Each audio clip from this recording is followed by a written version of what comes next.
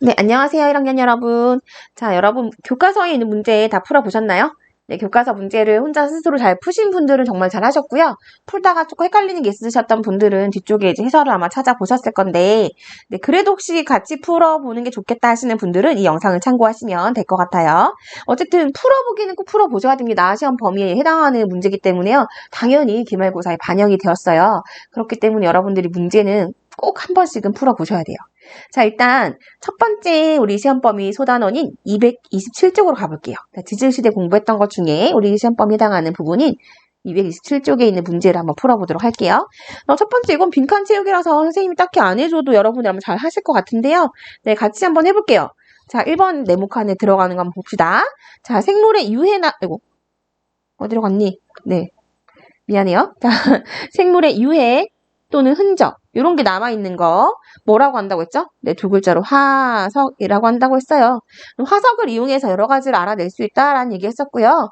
자, 그 다음에 그 화석을 이용해서 알아내는 그 지구의 과거, 지구의 인생 통째로를 우리는 뭐라고 한다냐면 지질시대라고 한다고 했습니다. 지질시대. 그래서 여러분들이 지질시대를 각각의 시대로 나눠가지고 뭐 성캄브리아 시대, 고생대, 중생대, 신생대 이런 식으로 해서 각각의 특징들을 공부하셨었죠. 네, 요거 머릿속에 좀 꼼꼼하게 들어가 있으셔야 될 겁니다. 여러분들 교과서에 있는 내용 정도는 암기해 주셔야 된다고 얘기했었어요. 근데 물론 교과서에 없는 내용은 뭐 다른 참고서나 문제지 나와 있다 하더라도 우리 기말고사에 반영이 안 돼요. 그러니까 교과서에 있는 내용, 선생님이 필기해 준 내용 그것만 보시면 된다고 생각하시면 돼요. 자, 성캄브리아 시대 가볼까요? 자, 광합성을 최초로 시작한 생물이 있었죠. 네, 그 생물 이름 혹시 기억나세요? 남세균. 네, 생물 이름도 중요하지만 이 생물이 남세균이라는 생물이 광합성을 해가지고 무슨 영향을 줬는지 그것도 아셔야 돼요. 얘가 광합성을 하는 바람에 무슨 기체가 나왔지? 네, 산소 기체를 방출하게 되었어요. 산소 기체를 방출하다 보니까 지구상에 산소가 많아지면서 고생대에 가면 생물들이, 특히 해양생물들이 번성하게 되고요. 육상생물도 출현할 수 있게 되었어요. 산소가 많아지다 보니까 오존층이 형성되어서. 고생대 때 일어난 그 모든 특혜, 그 모든 그 모든 발전은요, 다 이 남세균이 되게 긍정적인 영향을 미쳐준 거예요. 왜? 산소를 만들어줬으니까. 요거까지 기억해 주시면 됩니다. 자, 그래서 육지로 진출했다, 생물이. 육지로 진출했다, 뭐가 형성돼서? 네, 오존층이요. 오존층이라고 써주시면 되겠죠. 중생대 가볼까요? 전반적으로 기후가 온난했어요. 그래서 이때 빙하기가 있었다, 없었다? 네, 빙하기는 없었다라고 얘기했었습니다. 파충류가 번성했다가 물론 나중에 공룡도 멸종하고 하긴 했지만 어쨌든 이 당시에는 파충류가 많이 살았어요. 신생대에는요. 아이고 자꾸 넘어가서 미안해요. 신생대에는 수륙 분포가 오늘날과 비슷해졌다. 판게아가 고생대 때 처음 형성됐는데 그게 분리되기 시작한 게 중생대, 신생대는 지금이랑 수륙 분포가 비슷했다라고 얘기했었고요. 그 다음 이때는 뭐가 번성했냐면 사람과 같은 포유류가 번성했어요. 초기에는 작은 포유류, 중기에는 뭐 큰 포유류 번성했는데 그것까지 구분 안 하셔도 되고요. 포유류가 번성했다. 그 중에 하나가 매머드 이런 거 있었잖아요. 그리고 사람도 결국 사람 인류의 조상도 후기에 또 출현했었다. 라는 얘기 했었습니다. 자, 이렇게까지 생물이 바뀌어 오는데 중간중간 생물 종들이 많이 사라지기도 했어요. 그런 걸 멸종이라고 얘기하죠. 근데 그 멸종이 한두 종이 아니라 여러 종이 한 번에 멸종하는 현상 뭐라고 하지? 네, 대멸종이라고 한다고 했고요. 가장 큰 규모의 대멸종이 언제 일어났죠? 네, 고생대 말에 이때 대멸종이 가장 큰 대멸종이 일어났다라고 얘기했었습니다. 물론 그 사이사이에 다른 대멸종들도 있어요. 몇 회에 걸쳐서 있었다, 뭐 5회에 걸쳐서 있었다 했는데 횟수까지는 못 외우더라도 어쨌든 대멸종이 여러 번 있었지만 가장 큰 규모는 고생대 말이었다. 요 정도 기억해 주시면 되고요. 그것보다 더 중요한 건 뭐냐면 대멸종이 일어나서 그래서 지구가 망했어? 생물이 사라졌어? 점점점 뭐 복구가 더 불가능해가지고 완전히 생물이 점점 없어져요? 아니지. 대멸종이 일어났지만 결국은 다시 새로운 종의 생물들로 진화해서 이전보다 오히려 더 많은 생물이 생기기도 했다. 당연히 복구가 된다. 뭐 이런 거 정도 알아놓으시면 좋겠습니다. 자, 다음 장으로 가볼게요. 228쪽으로 내려가 봅시다. 넘겨보세요. 여기서는 우리가 이제 1번부터 5번까지가 우리 시험 범위에 해당하는 건데 1번 문제 이거는 쉬운 거네. 그치? 화석 이용해서 알 수 있는 정보를 모두 골라보자. 화석을 이용하면 화석은 생물의 유해나 흔적이니까 생물이 어떻게 바뀌었나 생물의 진화 과정 알 수 있어요. 그죠? 그다음에 지층의 생성 순서도 알 수 있습니다. 우리가 특히 알고 있는 것 중에 표준 화석 같은 경우에는 지층의 생성 시대를 또 알 수 있었잖아요. 그럼 고생대 때 살았던 삼엽충의 화석이 당연히 공룡보다는 이전에 살았던 거니까 이 화석이 어디에 묻혀있나를 보고 어느 지층이 먼저 만들어진 거다라는 것도 알 수 있었어요. 생성 순서, 뭐 지질 시대 이런 거 다 알 수 있었고요. 그 다음에 암석의 생성 원인은 알 수 있을까요? 암석의 생성 원인? 알 수? 네, 없습니다. 그까지는 몰라요. 암석의 생성 원인까지는 알 수가 없어요. 암석의 생성 원인이 뭐 퇴적암만 있는 건 아니잖아, 사실은. 그래서 알 수가 없어. 화석이 있냐 없냐 가지고만으로 따지는 것도 아니기 때문에 생성 원인까지 알 수 없고요. 그 뭐 비슷한 걸로 뭐 이게 지구가 몇 살이 됐냐, 지구 최초 옛날에 무슨 일이 있었냐 이런 거는 화석 가지고는 알 수 없습니다. 지구가 뭐 나이가 46억 년 전인지 뭐 이런 거는 암석에 그 다른 방사선 동위원소 이런 거를 조사해봐야지 그 안에 뭐 방추충의 화석이 있니 뭐 암모나이트 화석이 있니 이거 가지고는 지구가 어떻게 살아가는지까지는 알 수 없다. 이 암석이 어떻게 생겼는지까지는 알 수 없다. 하지만 이 지층이 생긴 나이, 이 지층이 언제 쌓였는지 그 정도는 알 수 있는 거예요. 자, 이거 교과서 나중에 찾아보시면 교과서 204쪽에 선생님이 화석으로 알 수 있는 내용들 정리해 줬었어요. 204쪽 나중에 찾아보시면 되겠어요. 좀 도움 될 거예요. 자, 그리고 지층이 생성될 당시에 여기가 바다였나 아니면 뭐 산이었나 아니면 바다 중에서도 뭐 산호가 발견됐으면 따뜻한 바다였겠구나. 산호는 되게 까다롭게 사니까 또 얕은 바다였겠네. 이런 식으로 알 수 있겠죠. 이런 것들 기억, 리을 같은 거는 알 수 있어요. 자, 이번 문제 바로 가볼게요. 자, 지질시대의 상대적 길이를 나타낸 것이다. 이거는 그냥 외워서 쓰는 거라 선생님 별로 말해 줄 게 없네요. 자, A는 뭐죠? 가장 긴 거. 네, 선캄브리아. 선캄브리아 시대예요. 자, B부터는 그러면 순서대로 고생대, C는 중생대, D는 신생대라고 해주시면 되겠습니다. 그죠? 오래된 순서대로 나열해 볼까요? 제일 오래된 거 A, 그다음 B, C, D. 선생님, 근데 고생대가 중생대, 신생대보다 더 긴가요? 네, 그렇다고 했었죠.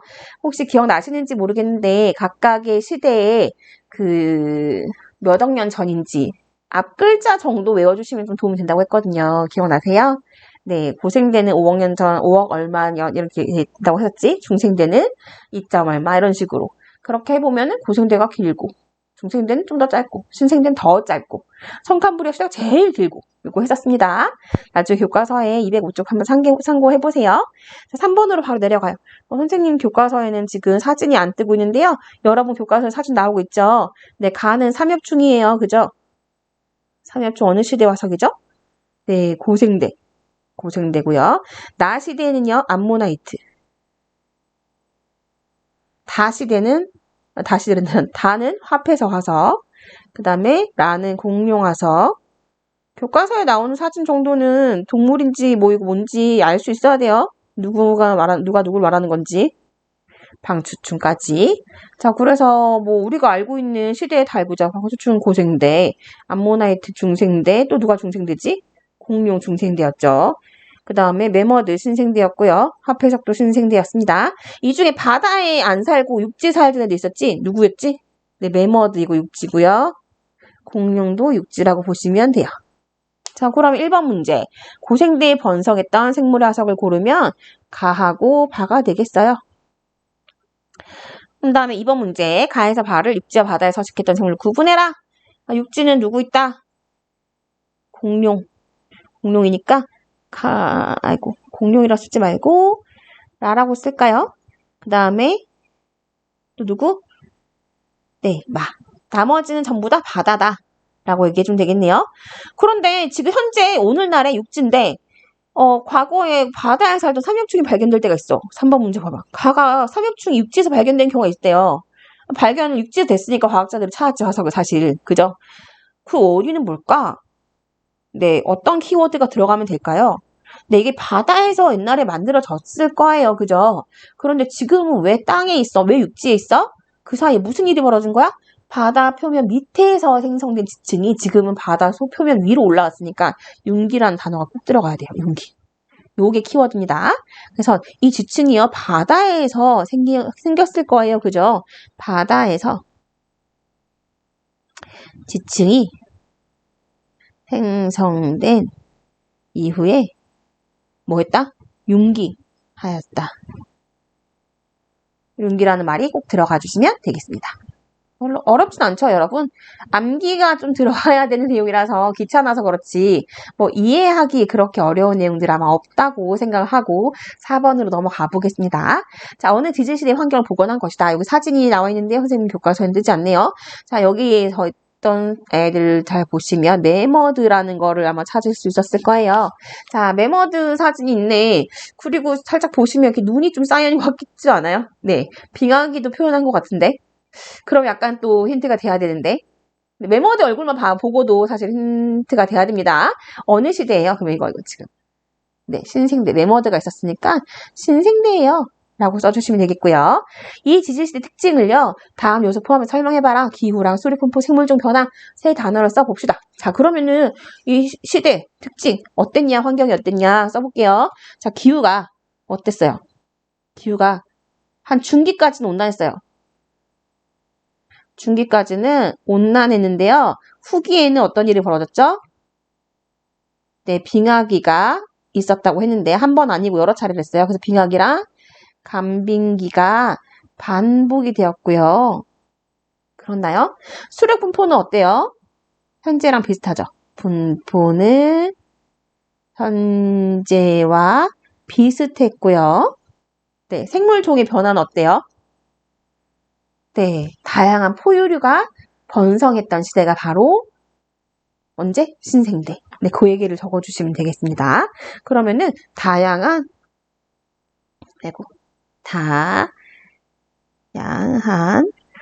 생물, 포유류라고 일단 씁시다. 포유류가 번성한 거니까. 그래서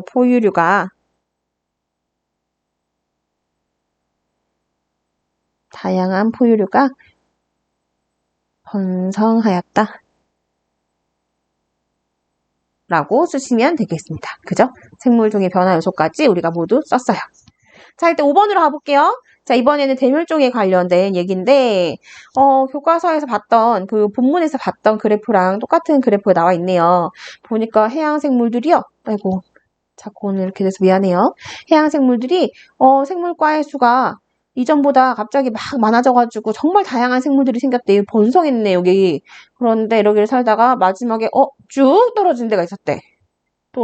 그런데 이 길 쭉 떨어지고 쭉쭉쭉쭉 끝까지 떨어지나? 그건 아니고 어떻게 된다? 결국 반등해서 다시 올라갑니다. 그죠? 망한 게 아니라고요. 다시 더 올라가서 지금 이 시대, 요 C시대의 끝에 오면은 생물과의 수가 제일 많아. 맞아요? 그럼 니은 보기 좀 볼까요? 생물 다양성이 가장 높은 시기. 생물 다양성이 가장 높다는 얘기는요. 생물과의 수가 가장 많다는 거예요. 한 종류 아니고 100종류가 산다는 얘기인 거야. 그지? 그럼 어느 시대 말이죠? 여기지, 여기. 여기 가장 많잖아. 생물과의 수가 뭐 800 넘네요. 그죠? 그러니까 C시대 말이다. C시대. B가 아니라 C시대의 말이다. 라고 얘기해 주시면 되겠고요. 언제 가장 많이 멸종했지? 하고 봤더니, 네. 언제? 이때 가장 많이 멸종했네요. 맞나요? A시대 말에. 그래서 기억 보기는 맞는 보기라고 할 수 있겠죠. 언제예요, 이게? 고생대 말이라고 하나 적어 놓을까요? 그래서 이거 A시대는 고생대고요. 얘는 중생대고 얘는 신생대가 되겠지. 그죠? 여기 5.41억 년 전, 2.52억 년 전, 0.665억 년 전 요거만 보고도 아실 수 있으실 거예요. 만약에 이걸 모른다 하더라도 해양생물이 가장 많이 멸종한 가장 큰 대멸종이 언제? 고생대 말이라는 게 머릿속에 들어있으니까 눈치로 또 고생대라는 거, A가 고생대라는 거 맞출 수 있으셔야 되겠죠. 그다음 D급 보기 보세요. 해양생물은 육상생물보다 지질시대를 구별하는데 더 유용하다. 네, 육상생물도 물론 이제 우여곡절을 겪었지만 해양생물 같은 경우에는 확 줄고 여기서도 좀 멸종이 좀 되고 이렇게 되니까 지질시대 구분하는데 조금 더 유용했을 거다. 실제로 해양생물 종류 가지고 구분을 많이 해놨습니다. 답은 기억 디귿 해주시면 되겠어요. 별거 없죠, 여러분들? 네, 대멸종에 대해서까지 공부를 하셨으면 이 단어는 이제 끝난 거예요. 자, 그러면 우리가 이제 그 다음 대기에 대해서 볼 거니까요. 교과서를 넘겨보시고요. 바로 쭉 어디로 넘기시냐면 271쪽으로 가보세요. 자, 여기 271쪽에 오셔가지고 지금 우리 지구온난화에 대한 것도 같이 해보도록 할게요. 자, 여러분들 지구온난화에 대한 빈칸 한번 먼저 채워보도록 할 건데 온난화 자체는 별로 그렇게 어려운 건 없었을 거예요. 바로 채워볼까요?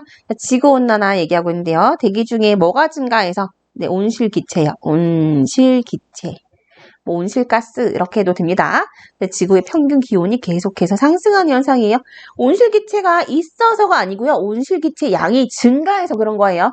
온실기체가 옛날부터 있었어요. 이산화탄소도 옛날부터 있었고 수증기도 옛날부터 있었어요.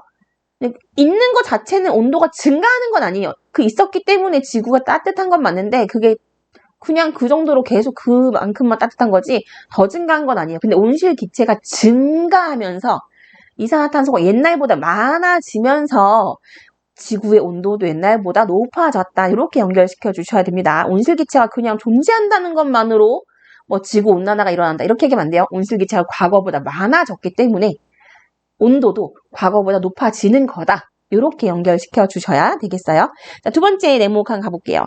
동태평양, 태평양 나왔네. 적도 부근 해역의 표층 수온이 평년보다 높아진 상태. 왜 이렇게 따뜻해? 너무 심하게 따뜻하잖아. 물고기 다 이제 영양분 없어가지고 다 죽겠네.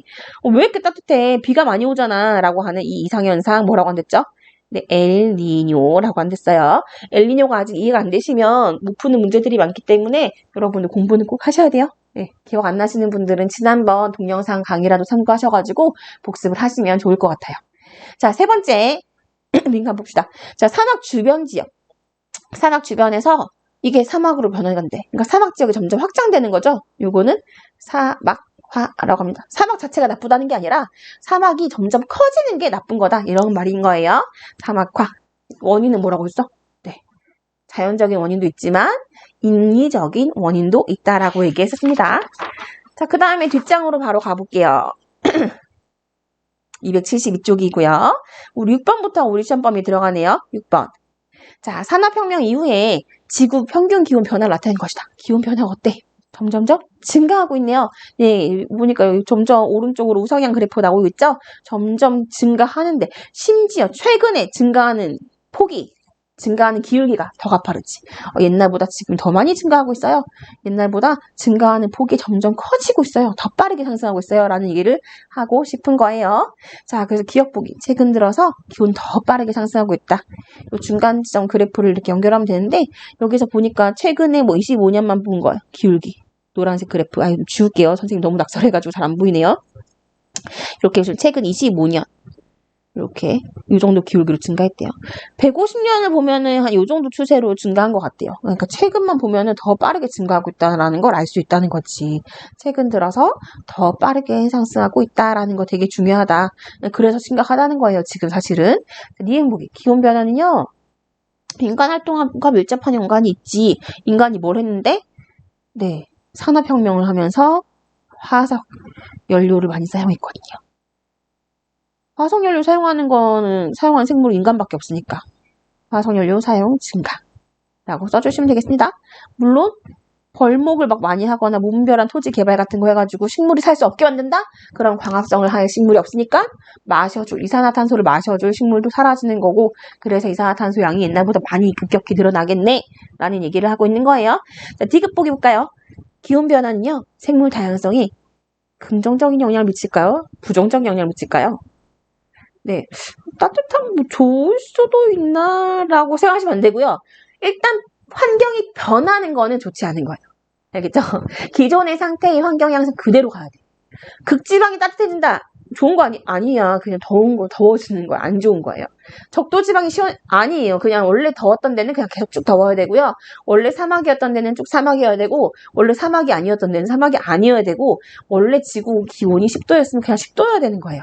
그게 바뀌면 좋지 않다라고 보는 거예요. 생태계가 변화하기 때문에 기존에 적응해 있던 수많은 생물들이 그 적응한 환경이 갑자기 바뀌면 생물이 멸종할 수도 있고, 물론 장기적으로 보면 다른 생물이 짠 나타날 수 있겠지만 기존 지금 생물들한테는 절대 긍정적인 영향을 미칠 수 없다라는 거, 변화는 생기면 안 좋은 거다라는 전제를 머릿속에 깔고 계시면 되겠습니다. 그게 환경 파트에서 깔고 있는 전제예요.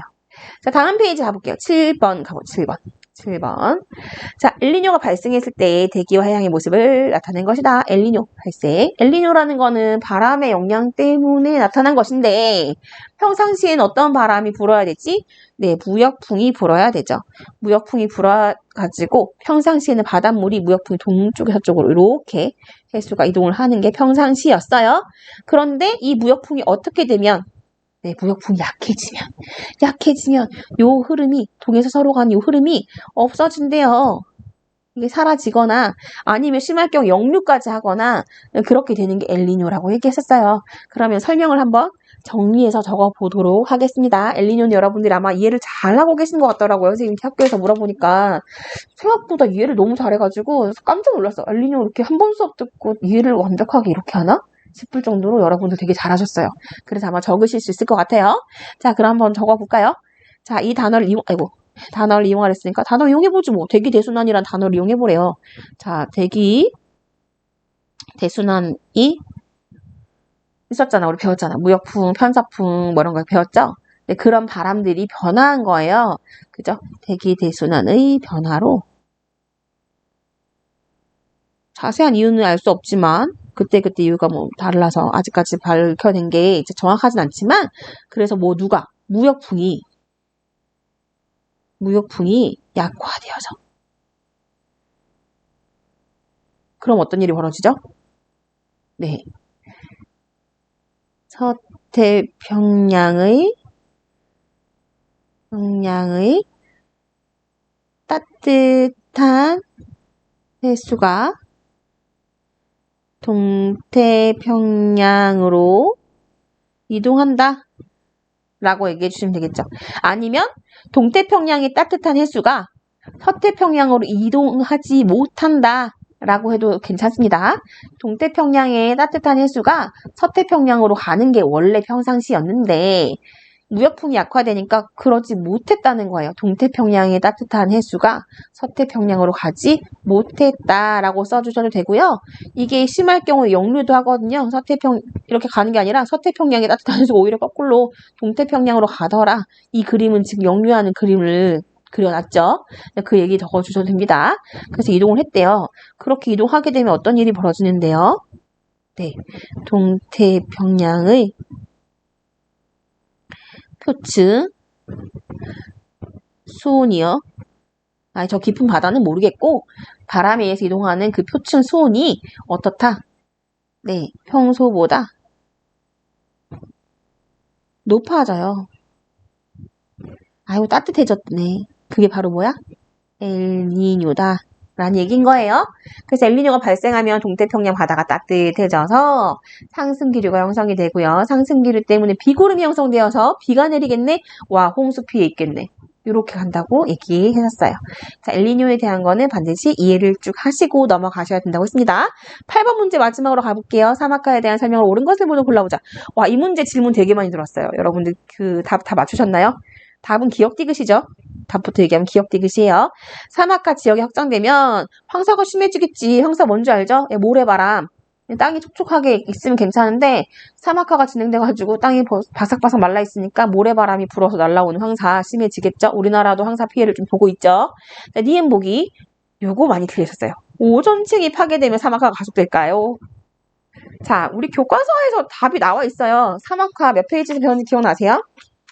사막화는 259쪽에 나중에 참고하세요. 259쪽에 있습니다.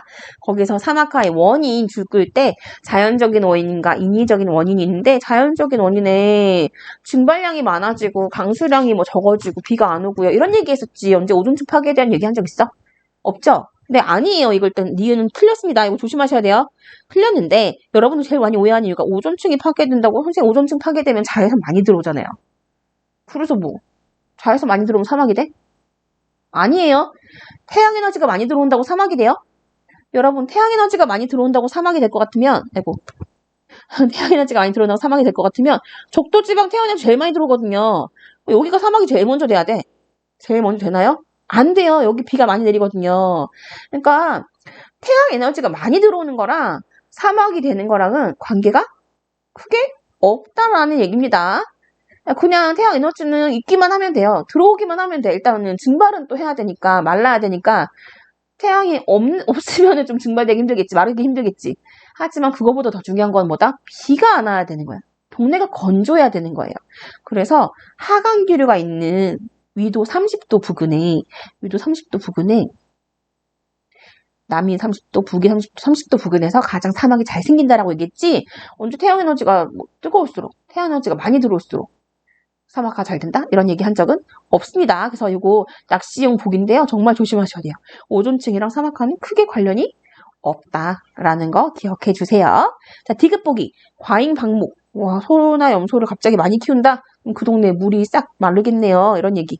무분별한 벌목. 와, 식물이 물을 머금고 있는데 그런 것까지 뽑아버렸어요. 그러면 수분이 유지가 안 되겠네요. 사막화의 인위적인 원인인 거죠, 이게. 됐나요?